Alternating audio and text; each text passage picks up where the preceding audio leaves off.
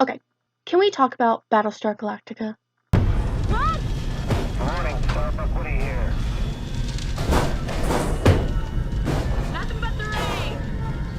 Kent, grab your gun and bring the cat in.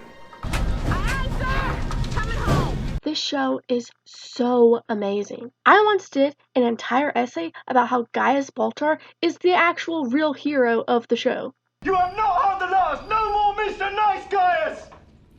Honestly, let me know if you would like to see the Gaius Baltar hero essay in a video format because I can totally do that. But seriously, this show is top tier in television history. Period. I would put it on the same line, if not higher, than Breaking Bad. You're goddamn right. You've got the beautiful Trisha Helfer, who, when she got the part, she literally had only acted in like one or two very small things. This was her big breakout role, and she completely nailed it. I mean, hit it out of the park. James Callis, his character wasn't even supposed to be funny. They had originally wanted the scene that he auditioned with to just be played serious, but James Callis found humor in the character Baltar. And the directors ended up loving it, and they probably added even more humor later on because of him. Katie Sackhoff was playing a role that was not only iconic, but was originally played by a man. So many people complained about it. But then, once the series came out, I don't think I've heard a word about it since, because the gender change didn't change the character. In fact, it made it better for a lot of people. Edward James Olmos apparently gathered the cast around during filming for their first week and told them that they would be on air for 5 years and that the show was going to be huge. And he was right.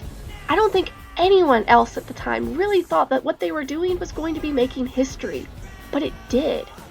So, why is it that the only reason most people even know about Battlestar Galactica is because of Dwight from The Office? Bears beats Battlestar Galactica. Bears do not. What is going on? What are you doing?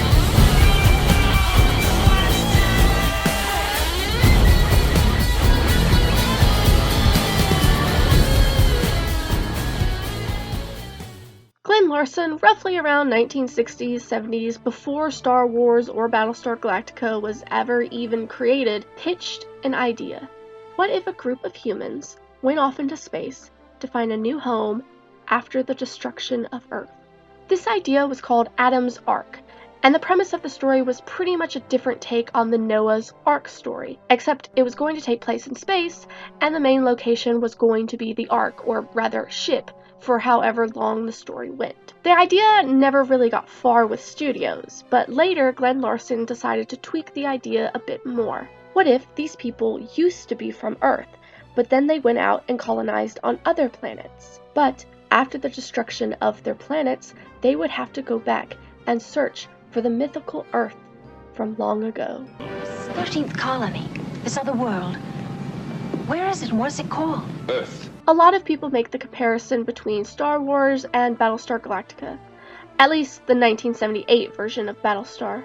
But in reality, Glenn Larson had the idea for years. It just wasn't until he knew about Star Wars that he even knew his idea could be made. In fact, Glenn Larson was trying to make Battlestar before Star Wars even hit theaters. Maybe he kind of knew that if his show was released after, it would always end up being compared. And it was. It got a lot of flack for being a copy of Star Wars. But honestly, without Star Wars, Battlestar Galactica might not have been made, or had any kind of success. I love you too. Both of you. It's impossible to know what would have happened if Battlestar had been released first, but at the time, sci-fi was not a super reliable idea for studios to bet on. I mention all of this for two reasons. One, to give credit to the original series and its creators, even though when you look back at the show now, it doesn't seem as intriguing as the 2004 reboot, at least to me. But the original series was doing revolutionary ideas and techniques. Their whole pitch for Battlestar was to take the big budget effects and ideas of Star Wars and put it on the small screen for television, to create at the time a huge spectacle, and still manage to release an episode a week. It was cutting-edge stuff, and sometimes things weren't finished until the last possible second. One scene, we're all sitting around a table having a strategy meeting. We literally had been given those pages that morning. And ultimately, that could have been why it didn't last very long. But it definitely deserves notice. And two, I bring this up because I hear a lot of people mention about how the religious parts of the story, from the 2004 reboot especially, were things that were just thrown in as an afterthought. Basically, a lot of people think that the story was never about religion, and that's completely incorrect. The religion connection was always there, all the way from the very first pitch idea, Adam's Ark. I mean, in one of the 1980s episodes, Starbuck returns, stranded on a planet, finds a woman who comes from the, quote, ship of lights, and helps deliver her baby. And the woman's name is Angela. I mean, come on, it's there. It's always been there. Forgive me, I had no idea. The creator for the reboot, Ronald D. Moore, worked on various Star Trek series, Next Generation, Deep Space Nine, and Voyager, but he wasn't able to do what he wanted within the confines of the Star Trek universe and their normal plot stories. He wanted to explore more about people, politics, and culture. Why isn't there a vote on things? Who decides how long a captain can command their ship? And why isn't the culture different between each ship, when they're essentially stranded with only each other for very long periods of time? Not only that, but he wanted to create something that was much more gritty and real. He wanted to try something out in almost a documentary type of style with handheld filming. When David Icke finally got together with Ronald Moore about Battlestar Galactica, it was right after 9/11. Ronald knew that the original story of Battlestar was essentially a story about a Holocaust. People were running and in war with a form of a terrorist group. And both Ronald and David had the thought, what if we took this cheesy 70s show and took it seriously instead? And thus, the idea of how the reboot would be began. By now, it's a pretty famous story that Ronald Moore wrote this kind of manifesto about sci-fi in general and put it on his pitch for the Battlestar Galactica reboot. It was sort of a mission statement for the show itself, but also a call to action. The manifesto starts, "Our goal is nothing less than the reinvention of the science fiction television series. We take as a given the idea that the traditional space opera, with its stock characters, techno double talk, bumpy-headed aliens, thespian histrionics, and empty heroics, has run its course, and a new approach is required.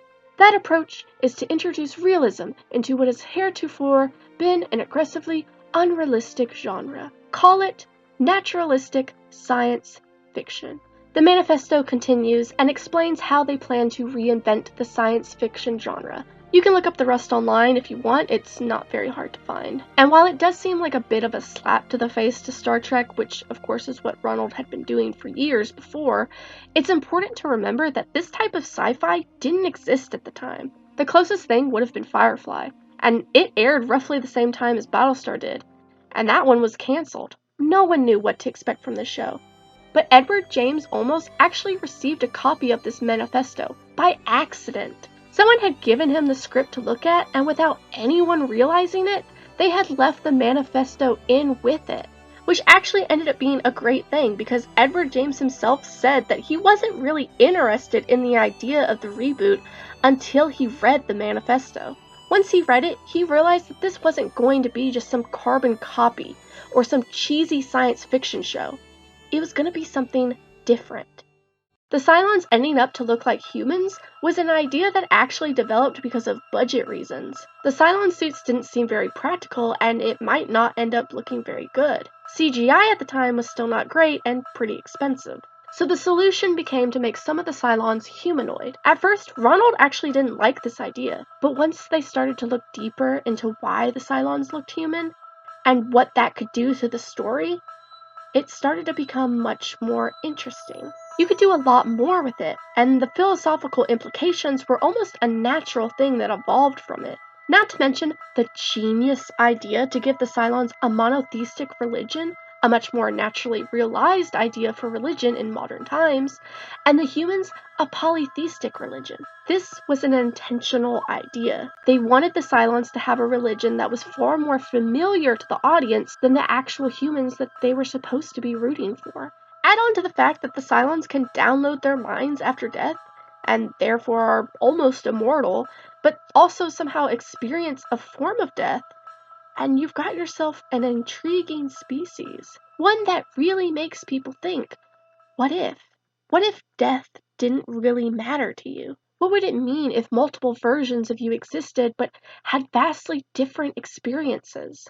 What does it really mean to be human? If you cut open a machine and it bleeds red, or seems to experience emotions, trauma, happiness, are they not human?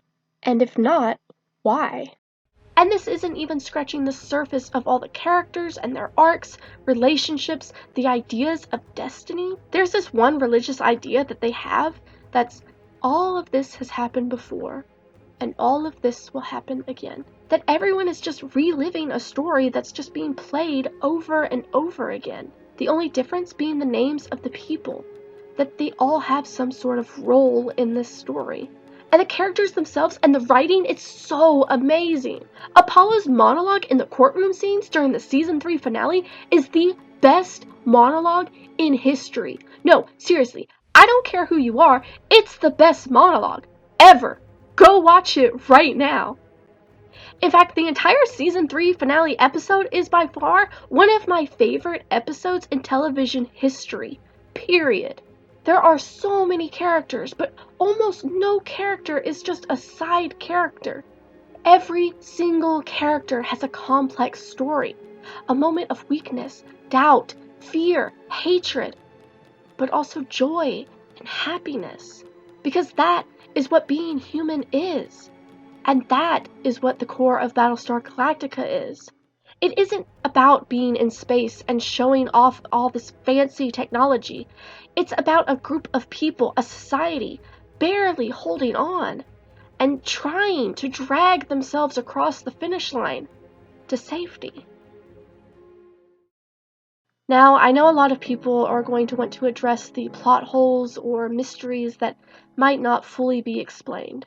These people might say that the religious plot was used as a crutch, so to speak, and the show didn't fully address everything. Now, the religious part of the story I can't really go into without spoiling the ending, so I won't, but I will say this. I understand that the show had a lot of build-up and mystery. Admittedly, I watched it while binging the show. I didn't watch it as it aired. And I can totally understand that having all that build-up and still having some questions left is greatly frustrating. And the creators themselves will tell you that they didn't have an ending planned from the beginning. They threw in some things and they didn't have an explanation for it from the start. They eventually built off of those ideas, and some of those ideas really, really hit. And some of them ended up falling on the wayside. I'm not saying that Battlestar Galactica is a perfect show, but I do disagree with some of those viewpoints that argue that it's not good. I think the show does answer those questions, at least most of them. And some of them, yeah, are not answered or up for interpretation. The answers are there. I just think that some people were expecting more, or maybe they just didn't like the answers they got, which is fine. You're allowed to not like it. But I don't really think those answers were exactly the point of the show. And for me personally, I like how simple certain meanings became, or how certain things did end up really connecting. But I also like that some things weren't answered, because that's a part of life, religion, philosophy, whatever. You don't or can't always get an answer. Okay, so I know I said that I wasn't going to really talk about the ending because it's spoilery, but I don't know, I'm editing, so I kind of feel the need to kind of talk about it a little bit. So here's your warning. Just go ahead and skip this if you don't want spoilers, but yeah, here we go. So I actually kind of like how the opera scene ended up being like not really that big of a deal. Like it was kind of just a small thing. I know a lot of people were like expecting it to be like this huge pivotal moment because they've been building it for, gosh, I think since season 1. And it just kind of ended up being like, oh, in a hallway, grab the kid, you know. Even the characters were like, wait, what? And that's it? That's all God wants of us? But I like it because I think it's pretty accurate to religion in general, whatever religion you practice. People expect miracles or acts from God to be this huge spectacle, but in reality, it's just as simple as putting someone in the right room at the right time and giving those people the opportunity to fulfill their destiny. A lot of people like to say that the God or whoever, You know he doesn't like that name. they say that the god ended up controlling everything. But when it came down to it, the humans and Cylons could have easily destroyed each other at the end. But they didn't. They didn't have to follow God's signs, but they chose to. That's basically the point of free will. Although that doesn't count for Starbuck in the last season, because the last season Starbuck was an angel, not the real Starbuck. So they were just a messenger of God, not really their own person. And I know a lot of people like to mention that they just got rid of their technology at the end and how stupid that was. When I first watched the finale, I honestly didn't even think about that. I guess I wasn't really paying attention, or maybe I just didn't care. But yeah, I can't really defend that. It was kind of a dumb move. I don't understand the logic behind that. But you know, it was at the end. Just let them have their happy ending, I guess. But if those types of things aren't for you, I totally get it. I just hope that you can at least respect what the show did, and for serialized television in general, especially at the time it was being made. Battlestar Galactica will always have a special place in my heart, and I can only hope that others discover this show too and fall as in love with it as I have. And to the amazing creators, actors, production companies, for both the original series and the reboot, I thank you. Si, it's just you and me now.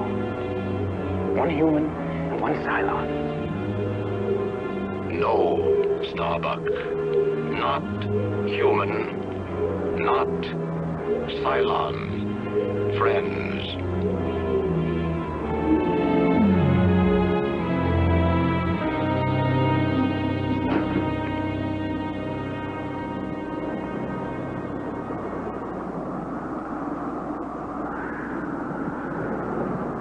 So say we all.